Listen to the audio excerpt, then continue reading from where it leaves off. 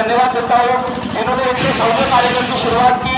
दीक्षा भूमि में भोजन का कार्यक्रम रखा गया है। जैसी यात्रा खत्म होती है प्रस्तावना के बाद में भव्य भोजन दान का कार्यक्रम दीक्षा भूमि में रखा गया है। तो आप सभी से निवेदन करता हूँ कि दीक्षा भूमि तक हमें साथ चलना है दोस्तों।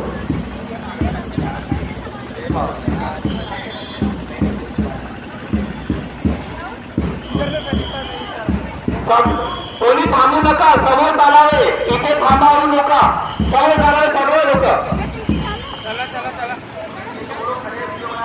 व्हॉलेंटियर सर्व समोर जावे।